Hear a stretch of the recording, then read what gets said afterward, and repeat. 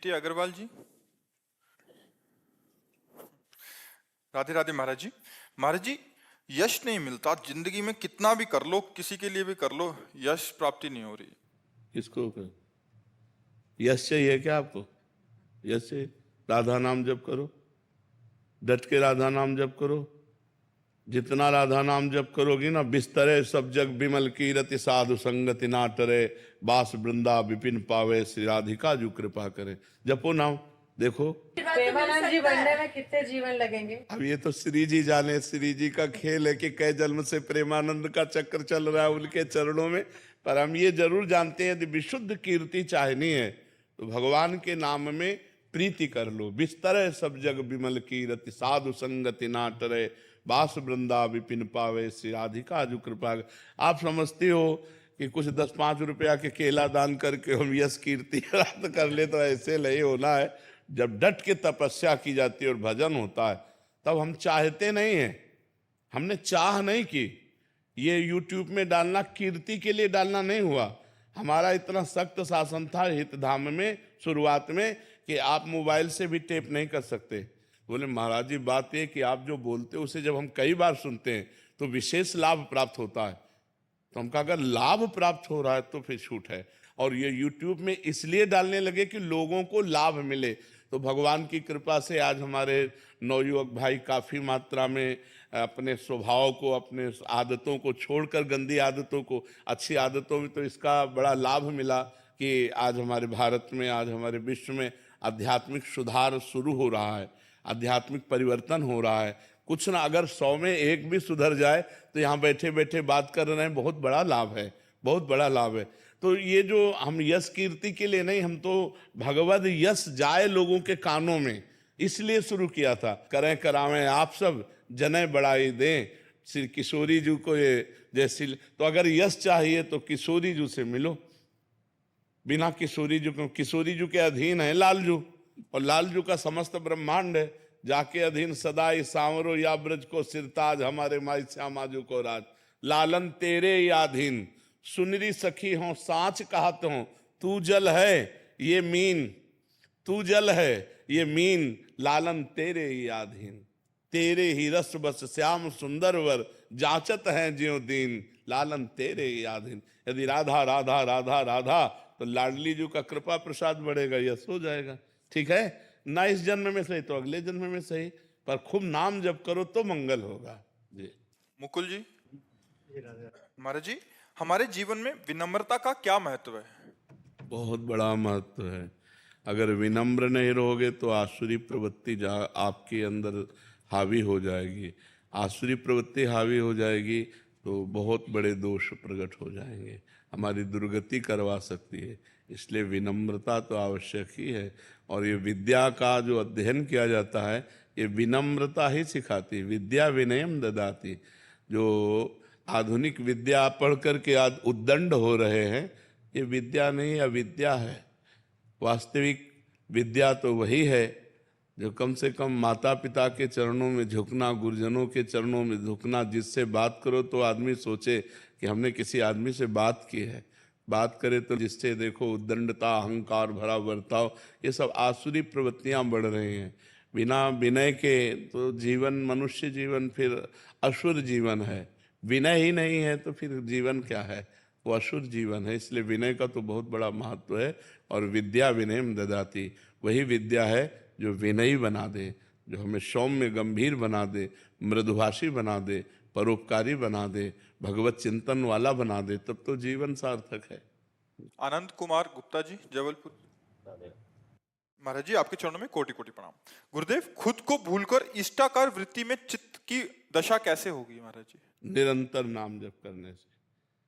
जब हर पल बार बार जहां मन जाए वहां से हटा करके नाम में लगाना, बार बार जहां मन जाए वहीं प्रभु को देखना। जिस वस्तु, व्यक्ति, स्थान में जहां मन जाए वहीं प्रभु को देख। इष्टाकार करना है ना, तो जहां जहां मन, जब ये सृष्टि नहीं थी तो भगवान थे, जब ये सृष्टि नहीं रहेगी तो भगवान रहेंगे। तो बीच में कौन है? भगवान ही है। जब गहना नहीं बना था तब सोना था, जब गहना बिगड़ जाएगा तब सोना रहेगा। तो बीच में गहनों के रूप में क्या है? सोना ही तो है। ऐसे ही स्त्री पुरुष नाम रूप है, लेकिन वो परमात्मा है। तो भजन करते समय हमारा जहां मन जाए वहां से हटाकर भजन में लगाना, या जहां मन जाए जिस स्त्री पुरुष जड़ चैतन्य वस्तु व्यक्ति स्थान पर परिस्थिति घटना सबको भगवान में देखना, तो हमारी वृत्ति भगवदाकार होती जाएगी। अधिक से अधिक भगवान का चिंतन, संसार का चिंतन छूटना, उतना ही भगवदाकार होना। और जब संपूर्ण चिंतन छूट जाना, तदर्पिता अखिलाचारिता तद स्मरणेन परम व्याकुलते, समस्त आचरण भगवान को समर्पित, एक क्षण के लिए भी विस्मरण होने में परम व्याकुलता पैदा हो जाए, तब भगवदाकार वृत्ति हो जाएगी। पर अभ्यास बहुत जोर का। ये सातु दीर्घ काल निरंतर सत्कार सेवितो दृढ़ भूमि, दीर्घ काल सत्कार पूर्वक निरंतर भजन किया जाए, तब वो दृढ़ भूमि तैयार हो जाती है। हर समय नामाकार वृत्ति चलती है। जब नाम में वृत्ति हो जाती है तब उसमें रूप छाता है। देखी रूप नाम आधीना, और जहां रूप छाया तो भगवदाकार वृत्ति हो जाती है। भगवान का रूप ऐसा है कि एक बार जो देख ले तो फिर और कुछ देखने लायक नहीं रहता, वो उसी प्रेम में मतवाला हो जाता है। रूप छके घूमत रहें, तन को तनिक न भान, नारायण दृग जल बह यह प्रेम पहचान। बार बार आंसू निकल रहे हैं, बार बार भगवान के चिंतन में विकल है, तो और कुछ याद है और कछु न सुहाए तिनको, जुगल सेवा सुख पगी, केवल प्रिया प्रीतम, और कुछ अच्छा ही नहीं लगता। जब सर्वोत्तम रूप देखने को मिल जाता है, सर्वोत्तम आनंद मिल जाता है, आत्यंतिक सुख मिल जाता है, तो इन क्षणिक नाशवान भोगों की तरफ या नाशवान रूपों की तरफ मन जाएगा ही क्यों? तब वो भगवदाकार वृत्ति हो जाती है। पुनीत कुमार शर्मा जी। राधे राधे प्रभु जी। राधे राधे महाराज जी। महाराज जी, मन की शांति के लिए कोई आप मंत्र बता सकते हैं? राधा राधा, सब जगह खूब सेवा सत्कार भजन साधना करने के बाद राधा। पूज्यपाद भाई जी हनुमान प्रसाद पोद्दार जी के पास बाबा राधा, अंतिम स्थिति राधा। अगर पकड़ पाओ तो पकड़ लो, नहीं तो फिर राम कृष्ण हरि भगवान के विविध नाम है, जो नाम प्रिय लगे सो नाम जप करो। सब नामों में समान सामर्थ्य है, सब नामों में उद्धारक शक्ति समान रूप से है। लेकिन हमसे पूछोगे तो हमारा प्राण धन जीवन राधा नाम है। राधा नाम है जीवन हमारा, राधा नाम प्राण आधार है, राधा नाम है कर्ता विधाता, राधा नाम पालनहार है, राधा नाम सबका पूज्य है। राधा नाम का पूजन करें, राधा नाम के ही ध्यान से हम शुद्ध अपना मन करें। राधा नाम के जप ध्यान से प्रेम बढ़ता जाएगा, राधा नाम ही हमें अंत में प्रेम में निकुंज में पहुंचाएगा। ये निकुंज तक का राही है राधा नाम। जो चाहो, हमारा मन भी शुद्ध हो जाएगा, तन भी शुद्ध हो जाएगा। जी अमन तिवारी जी, रीवा। राधे राधे। राधे राधे महाराज जी। गुरु जी, परिवार भाई मित्र के साथ हमारे रिश्ते हमेशा प्यार भरे रहे हैं, इसके लिए क्या प्रयास करना चाहिए? यदि इन रिश्तों में कभी लड़ाई या मनमुख भाव आ जाए तो ऐसे में कैसे सही? वैसे बच्चा, बिना भगवत भाव के कोई भी रिश्ता पुष्ट नहीं रहेगा, क्योंकि कभी प्रतिकूलता उधर से आएगी तो आपका मन निराश हो जाएगा कि इतनी अनुकूलता देने के बाद भी इतनी प्रतिकूलता। और जब हम भगवत भाव रखेंगे तो हम अनुकूलता का भाव रखा ही नहीं, हमने तो भगवत भाव रखा है। जो हमने अब किया अपने प्रभु के लिए किया, उधर से जो आया मेरे प्रभु का विधान है, इसलिए जोई जोई प्यारो करे सोई मोई भावे, नाराज होने की बात नहीं। किसी भी रिश्ते में किसी भी व्यक्ति से द्वेष या नाराजगी तभी होती है जब हमारी अनुकूलता या प्रतिकूलता की भावना होती है। और जब भगवत भावना होती है तो उमा जे राम चरण रत विगत काम मद को निज प्रभु में देखें जगत, तो कैसन करें विरोध। सब में अपने प्रभु को देखता है तो फिर विरोध वो किसी से नहीं करता है। अपने संबंधों की दृढ़ता के लिए सब में भगवत भावना करना अत्यंत आवश्यक है। अपने संबंधों को परम पवित्र बना करके भगवान की प्राप्ति कराने की सामर्थ्य इस समता में है, भगवत दर्शन में, भगवत भाव में है। जब तक भगवत भाव नहीं आएगा तो इन संबंधों का कोई महत्व नहीं। हम आपको बहुत प्यार करते हैं, कल हम मर गए या आपका शरीर पूरा हो गया तो क्या संबंध, लेकिन हमने यदि भगवान माना है तो थे, हैं और रहेंगे। बस भगवान थे, हैं और रहेंगे, ये बात समझ लीजिए। नवीन पटानी जी दुबई से। जी राधे राधे महाराज जी। महाराज जी, ये प्रश्न बहुत सारे ऐसे जनों का है जो जिनके जीवन का कोई उद्देश्य नहीं है, भक्ति भाव भी नहीं है। इनका भाव आगे यही है, ये कह रहे हैं कि जीवन का स्पष्ट उद्देश्य नहीं है। मैं नौकरी करता हूँ और समय बिताने के लिए रोजाना कुछ काम भी करता हूँ और ज्यादा करता हूँ, मेरे पास कोई उद्देश्य नहीं है। बट मेरे को अभी जब लगता है कि मैं रिटायर होऊंगा तो उसके बाद मैं करूंगा क्या। हम ये आप पूरा आपसे पूछना चाहते हैं कि पढ़ लिख करके नौकरी किसके लिए की? धन के लिए।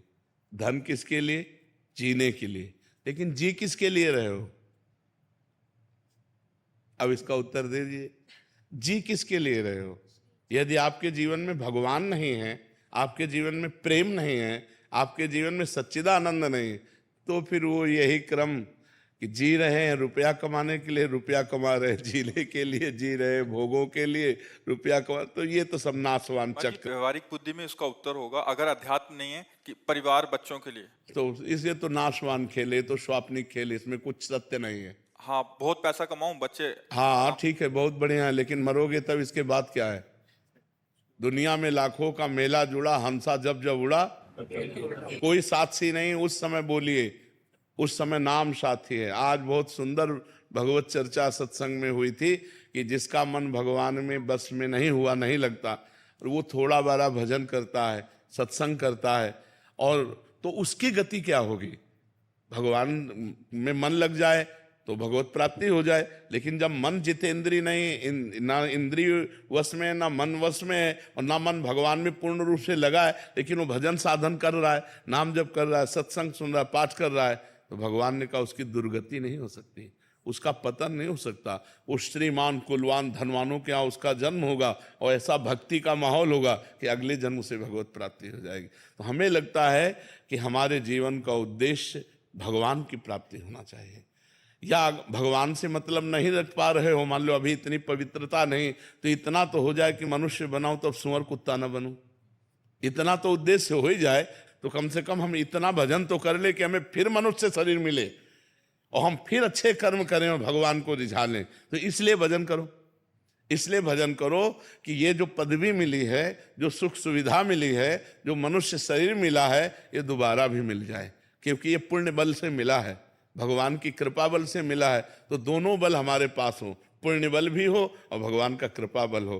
तो नाम जप से बढ़कर कोई पुण्य नहीं। अगर हमारे पास 100 रुपया है तो हम 1 रुपया किसी गरीब की सेवा में लगाने की भी सोचें, क्योंकि जो 100 रुपया अभी मिले हैं, अगर 1 रुपया जमा हो जाएगा तो आगे हमें मिलेगा। और नाम जप कर रहे हैं, इसलिए भगवान की कृपा हमें प्राप्त होगी। तो 2 कार्य, एक परोपकार और एक नाम जप, ये 2 कार्य जीवन में कर लो। हर व्यक्ति को करना चाहिए। भाई बैंक बैलेंस क्यों करते हो? आगे के लिए करते हो ना, लेकिन इस शरीर के आगे की बात सोचो। अब वो सोच ही नहीं है, ये सोच केवल भारत में है, मरने के बाद क्या होगा, इस बात को केवल भारत के ब्रह्म ऋषियों ने जगाया है, नहीं तो और तो बस जियो खाओ मरो। तो हमें लगता है जीवन को सार्थक करने के लिए नाम जप और परोपकार अवश्य करना चाहिए। परोपकार बहुत बड़ा धर्म है, परहित सरिस धर्म नहीं है। त्रिलोक कुमार जी राजस्थान से। राधे राधे महाराज जी। महाराज जी, मैं कर्म में विश्वास रखता हूँ और आपको यूट्यूब माध्यम से 1 साल से सुन रहा हूँ। महाराज जी, मेरा प्रश्न है कि रामायण में एक बताया गया है कि कर्म प्रधान विश्व करी राखा, जो जस करहि तो तस फल चाखा, और सकल पदार्थ ही है जग माही, कर्महीन नर पावत नाही। तो महाराज जी, एक तरफ कहते हैं कि होई है सोही जो राम रचि राखा। तो केवल कर्म तक सीमित रहना चाहते हो क्या? केवल कर्म तक करना चाहते हो क्या? तो कर्म 2 ही प्रकार के होते हैं, शुभ कर्म और अशुभ कर्म, और इनकी दोनों की गति बस नरक, स्वर्ग और मृत्यु लोक। तो दुर्गति से बचोगे क्या कर्म करके? सत्कर्म करना है, भगवत कर्म करना है, भगवान के अधीन होकर के कर्म करना है, श्री कृष्ण अनुकूलेन कर्म करना है, प्रतिकूल से विसर्जनम करना है, भजन करना है, परोपकार करना है, माता पिता की सेवा करनी है, पुत्र परिवार आदि का पालन करना है, और ये सब कर्म भगवान को अर्पित करके भगवत प्राप्ति करनी है। अगर भगवत प्राप्ति नहीं तो शुभ अशुभ कर्मों के पचड़े में तो पूरा संसार फंसा हुआ है। सब संसार कर्म कर रहा है, तुम ही थोड़ी कर्म कर रहे हो। बिना कर्म किए कोई एक क्षण भी नहीं रह सकता। तो सब कर्म कर रहे हैं, शुभ कर्म बन रहे हैं, अशुभ कर्म बन रहे हैं। शुभ का फल सुख मिल रहा है, अशुभ का फल दुख मिल रहा है। दुख सुख की इसी पचड़े में सब फंसे हुए हैं। तो को मानो दे इसी के लिए मिला है क्या? केवल कर्म करते हुए सुख और दुख का भोग करना। मानव देह का फल मिला है, सुख दुखे समय कृत्वा लाभा लाभो जया जयो। सुख दुख में समान भाव करते हुए, लाभ अलाभ में, जय पराजय में समान भाव करते हुए परमात्मा प्राप्ति करने के लिए, परमात्मा प्राप्ति करने के लिए शुभ अशुभ दोनों कर्मों का नाश करना होता है। शुभ अशुभ दुर्ग विध्वंस बल तब जयति जयति जग उच्चर। शुभ अशुभ दोनों कर्मों का जब नाश होगा तब भगवत प्राप्ति होगी। अब ये आता है, ये कला आती है दोनों कर्मों का नाश करने की। वो है हुई है सोई जो राम रचिरा का, को करी तर्क बढ़ावे साका। वही होता है जो भगवान ने रच रखा है। तो अब भगवान ने हमें मानव देह रच रखा है, भगवान के हम अंश हैं। अब हम भगवान का भजन करके शुभ अशुभ का नाश करके भगवत प्राप्ति करेंगे। कर्मों के क्या, कर्म तो सब जीव कर रहे हैं। कौन सा ऐसा जो कर्म विहीन हो? कुछ पाप कर्म हो रहे हैं, कुछ पुण्य कर्म हो रहे हैं, लेकिन कर्मों के ऊपर जो उठे तब तो बात बने। मनुष्य जीवन केवल कर्मों में ही फंसे रहने के लिए थोड़ी है। कर्म समर्पण करके कर्म योग करने के लिए है। कर्म योग के द्वारा भगवत प्राप्ति करो, भक्ति योग के द्वारा भगवत प्राप्ति करो, ज्ञान योग के द्वारा भगवत प्राप्ति। ये योग प्राप्त करने के लिए मानव जीवन है। समझ पा रहे हो आप? हरेंद्र सिंह जी, राधे राधे महाराज जी। महाराज जी, मैं एक फौजी हूँ, वर्तमान में आपातकालीन सेवाएं जो होती हैं उसमें कार्यरत हूँ। देश व विदेश की प्राकृतिक आपदाओं में अपना कार्य करता हूँ। महाराज जी, गुरु जी, मुझे भक्ति का भाव बिल्कुल नहीं था, परंतु सोशल साइट पे आपकी वीडियो देखकर भक्ति भाव आ गया। जब भी आपकी वीडियो देखता हूँ तो आंखें नम हो जाती हैं। महाराज जी, ये किस दशा को दर्शाता है? सात्विक प्रवृत्ति को, कि आपका हृदय सत्वगुण से युक्त होकर पवित्र हो रहा है। पवित्र हृदय में जब हम सत्संग सुनते हैं, भगवत वार्ता सुनते हैं, तो हमारे अश्रु आने लगते हैं। इससे हमारा प्रमाण मिलता है कि मन धीरे धीरे पवित्र हो रहा है, हमें धीरे धीरे भगवान की तरफ बढ़ाया जा रहा है, धीरे धीरे हमारे ऊपर भगवान की कृपा हो रही। ये पवित्रता का, मन की पवित्रता का लक्षण है। गदगद सुर नैना सजल दंपति रस रय भीन, ईगत वृंदा विपिन में फिरे प्रेम तल्लीन। वो तो मानो वृंदावन के लिए कह रहे, और आप कहीं भी हो, भगवान की बात सुनकर, भगवान का नाम सुनकर, भगवान की याद में आंसू आना, ये परम पवित्रता का लक्षण है, भगवान की कृपा का लक्षण है।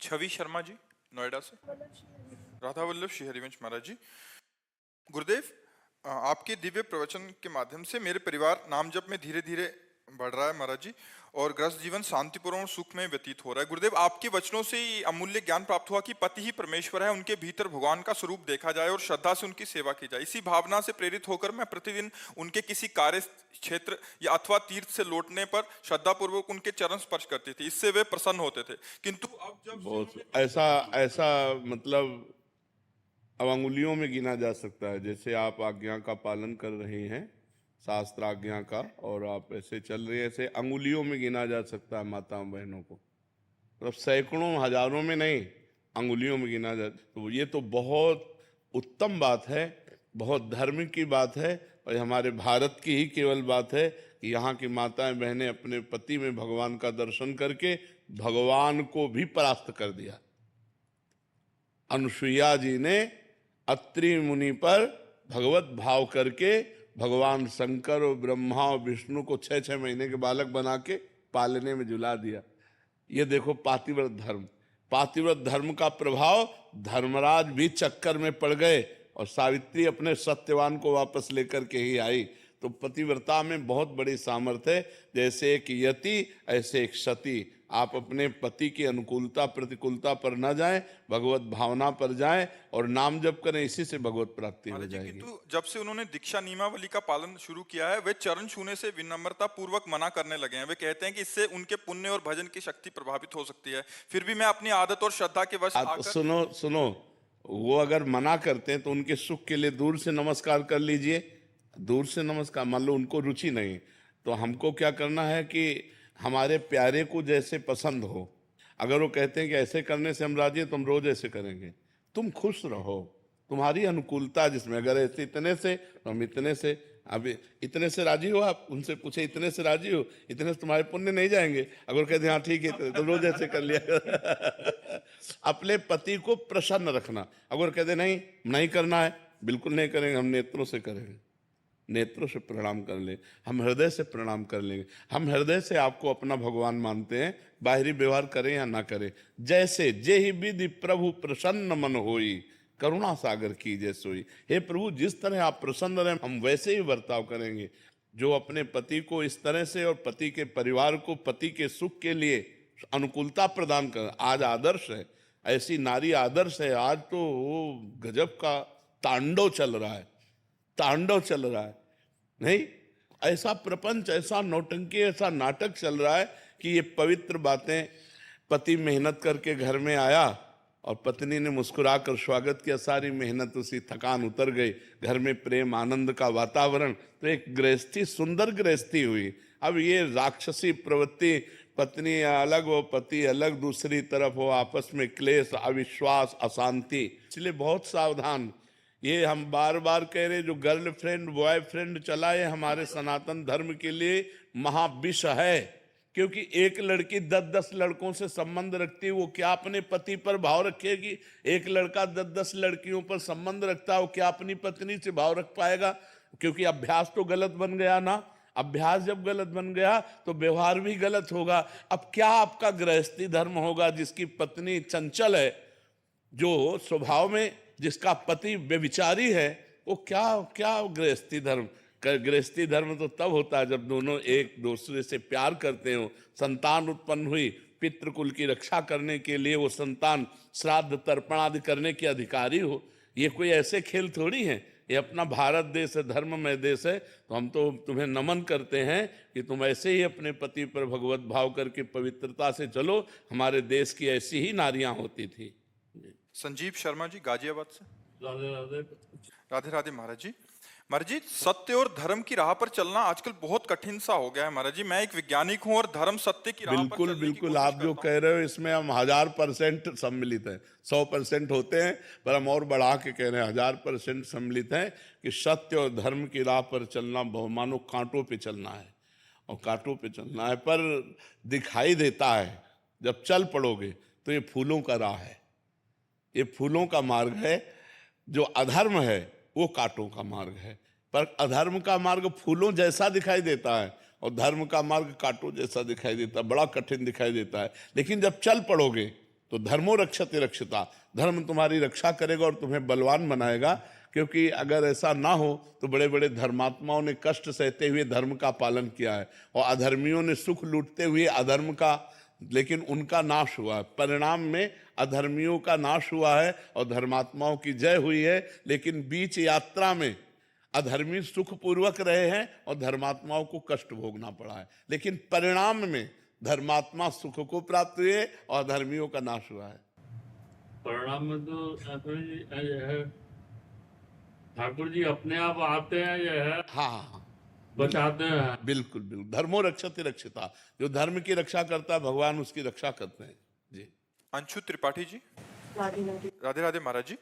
महाराज जी, जब भी मेरे जीवन में खुशी आती है तो मैं डर सी जाती हूँ, जैसे उसके बदले कुछ बुरा हो जाएगा। मुझे ऐसा डर क्यों सताता है महाराज जी? इसका जब मन मलिन होता है तो सुख में वो भय की कल्पना कर लेता है, नकारात्मक सोच ले आता है।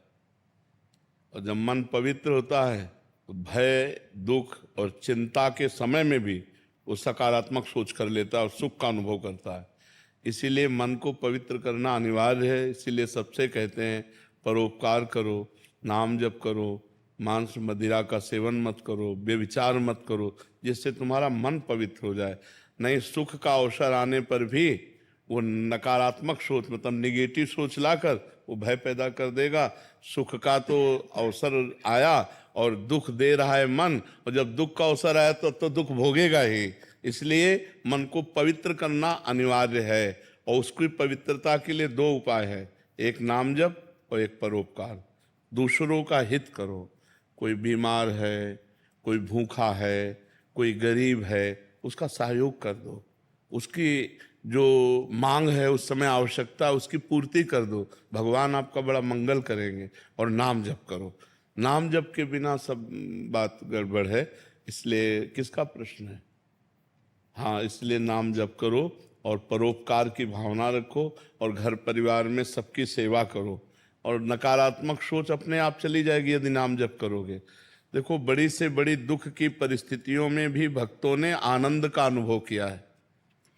भगवान की बड़ी कृपा है, ऐसा बोले। देखो सकारात्मक सोच का फल कि बड़ी से बड़ी विपत्ति है, दुख है, उनसे जब वार्ता की गई तो कहते हैं बड़ी कृपा है भगवान की।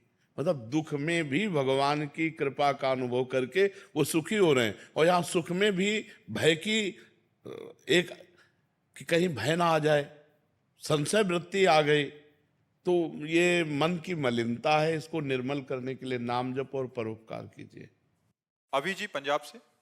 जी महाराज जी, आपके चरणों में कोटि कोटि प्रणाम। गुरुदेव भगवान, जैसे आप कहते हैं कि परिवार में किसी एक को भगवत प्राप्ति हो जाती है तो 21 पीढ़ियां तर जाती हैं, तो महाराज जी इसका भाव क्या है महाराज जी? पीढ़ियों भगवत को दोबारा प्राप्ति होना बहुत कठिन बात होती है, कल्याण हो जाना बात अलग होती है।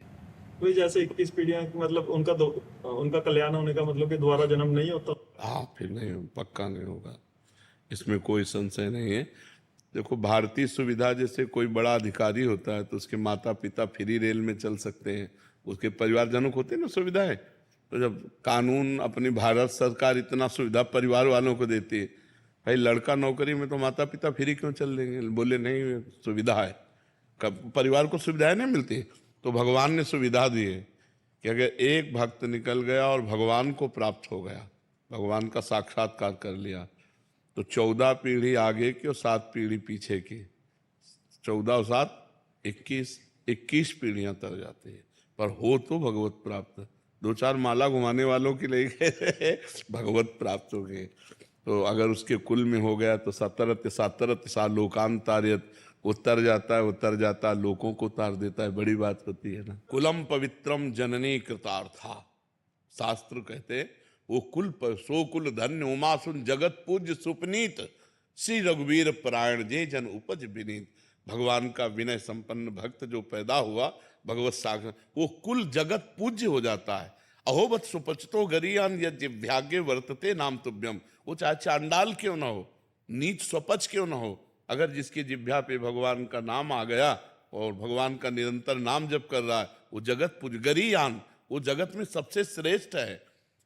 नाम प्रसंग कहत उपदेश जाया, धर्म धन्य सो देश, धन्य सो कुल जय जन्म भयो, धन्य सो तात, धन्य सो माय, संतत सकल सुनो चितलाय, श्री हरिवंश प्रताप जस।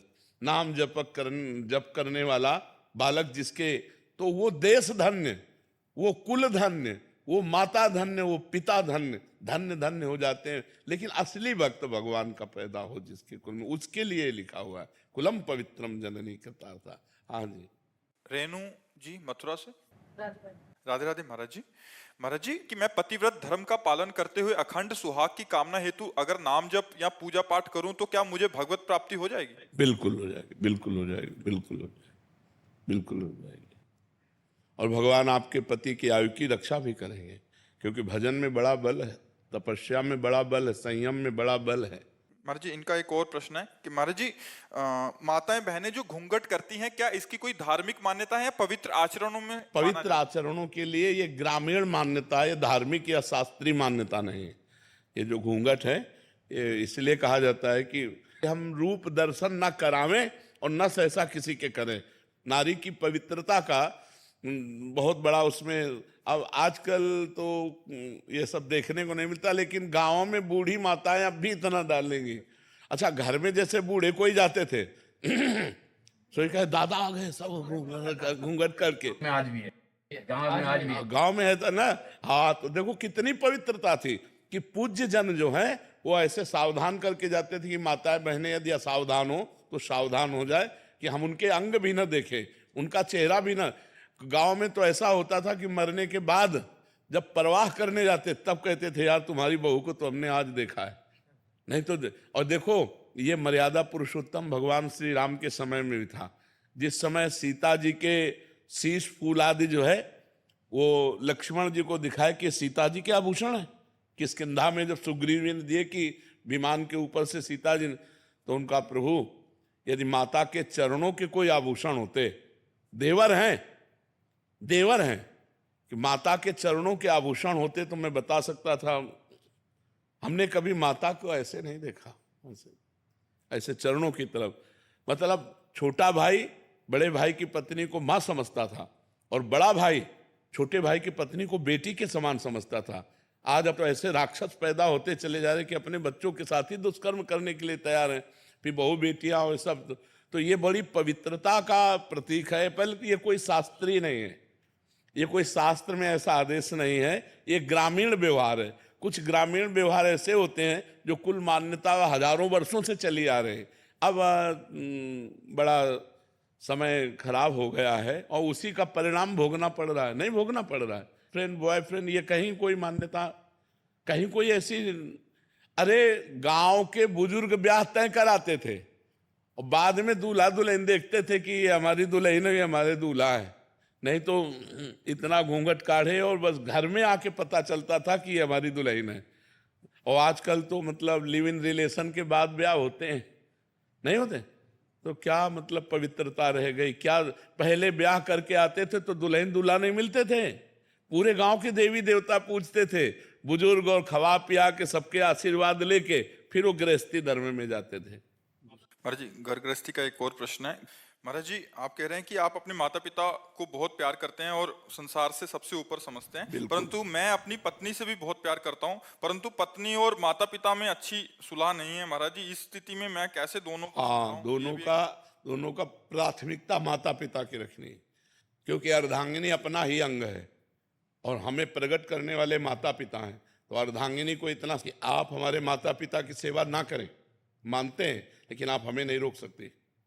हम आपकी सुविधा, आपकी अनुकूलता आपको देंगे, लेकिन आप हमारे माता पिता की सेवा में अगर तनिक भी विरोध करते हैं तो हमारे आपके संबंध में विरोध हो जाएगा। माता पिता का त्याग नहीं कर सकते, ये जरूर आप में होना चाहिए। अगर ये नहीं है तो जो अपने माता पिता का त्याग कर दे पत्नी के कहने पर, फिर क्या है? फिर धर्म में वीरता नहीं रही। ऐसा नहीं होना चाहिए। जो लड़की इस तरह की मतलब व्यवहार वाली हो कि आप हमसे प्यार करते हो, आप अपने माता पिता का त्याग कर दो, तो उसे कह देना चाहिए कि तैयार रहना, त्याग के लिए तैयार रहना। जिस दिन हमारे माता पिता की सेवा में व्यवधान उपस्थित कर दोगे, उसी दिन हमारे आपके बीच में संबंध विच्छेद हो जाएगा। और अगर आप हमारे माता पिता की सेवा करती हो तो हम आपको प्राणों से अधिक प्यार करेंगे, नहीं करती हो तो आपको अधिकार देंगे, लेकिन आप हमारे को सेवा में जाने से नहीं रोक सकती हो। इतना जरूर रहना चाहिए। माता पिता भगवान का स्वरूप है और पुत्र का पूरा अधिकार है माता पिता की सेवा करने का। तो ध्यान रखना, अवश्य में भोक्तव्यम कृतम कर्म शुभाशुभम। जो जैसे कर्म करेगा वैसा फल देगा भगवान, भोगना पड़ेगा, इसलिए बहुत सावधान। तो कभी चूक मत कर देना पत्नी के चक्कर में आकर अपने बूढ़े माता पिता को मारना, पीटना या घर से निकाल देना, ऐसे कोई आचरण मत करना। पत्नी से कहो तुम करो या ना करो, हम तुम पर दबाव नहीं डालते, लेकिन आप हम पर दबाव नहीं डाल सकती कि माता पिता की सेवा से हम वंचित हों। माता पिता ही महाराज जी थोड़े से अलग व्यवहार के हों, वो बहुत गलत व्यवहार करें, हाँ, तो उनको चाहिए, माता पिता को चाहिए कि बुढ़ापा आ रहा है, ज्यादा अगर उद्दंडता करेंगे तो दुर्गति को प्राप्त हो जाएंगे। बहू बेटा को अपना बेटा और अपनी बेटी के समान चाहिए। थोड़ा प्यार का व्यवहार करें जिससे कम से कम उनको चाय और नाश्ता मिल जाए। अगर माता पिता करने लायक है और वो बहू बेटा से सेवा नहीं कराते हैं, बहू बेटा से ईर्ष्या करते हैं, तो बेटे को चाहिए कि दूर से देखता रहे, उनकी सेवा में भले न जाए। लेकिन जिस दिन वो ऐसी स्थिति को प्राप्त हो कि वो अपनी सेवा करने लायक ना हो, उस दिन वो गाली दें तो भी उनकी सेवा करनी चाहिए। माता पिता की तो भी सेवा करनी चाहिए, क्योंकि वो बुजुर्ग हैं, उनका दिमाग स्थिति 60-70 के बाद जो है मानसिक स्थिति बिगड़ जाती है। अगर वो गाली देते हैं, वो निंदा करते हैं, तो हमें ये बात नहीं माननी, हमें उनकी सेवा करनी है। और अगर वो स्वस्थ हैं, अपने आप सेवा कर लेते हैं, खा पी रहे हैं, तो दूर से देखता रहे, खा पी रहे, आनंद से है, कोई बात नहीं। अगर 2-3 बेटा है महाराज जी, हाँ, तो उनमें से सब बेटाओं को चाहिए कि अपने माता पिता की सेवा के लिए अगर हिस्सेदारी ले लें, तीनों क्रम बाई क्रम सेवा करें। अगर तीनों में से ना करें तो एक तो तैयार हो जाए। यार, बूढ़े माता पिता को खवाने से क्या कमी होती है? दाता तो भगवान है, खूब अच्छे से देते हैं। जो माता पिता की सेवा करता है उस पर भगवान प्रसन्न हो जाते हैं, क्योंकि भगवान ये धर्म से प्रसन्न होते हैं। देखो, पुंडरीक जी अपने माता पिता की सेवा करते थे तो विट्ठल भगवान स्वयं दर्शन देने के लिए महाराष्ट्र में आए थे कि नहीं आए थे? तो माता पिता की सेवा करने वाले को भगवत प्राप्ति निश्चित होती है। कमलेश जी राजस्थान से। महाराज जी, आप कह रहे हैं कि आपके शरीर के पति जो कश्मीर में सीआरपीएफ में देश की सेवा में नियुक्त थे, अचानक हार्ट अटैक आने से शरीर छोड़ गए ड्यूटी पर। महाराज जी, इनका भाव यह है कि जो सैनिक वीरगति को प्राप्त होता है युद्ध के दौरान, वो एक सैनिक है। एक है कि ड्यूटी के दौरान आकस्मिक कोई ऐसी घटना हुई, उसके दौरान अगर उनका शरीर पूरा हो जाता तो दोनों की गति में फर्क हो जाएगा। फर्क हो जाएगा। क्योंकि युद्ध में वीर गति को प्राप्त हुआ स्वर्ग जाएगा। और ये अब अंतिम समय क्या चिंतन था उसका परिणाम मिलेगा।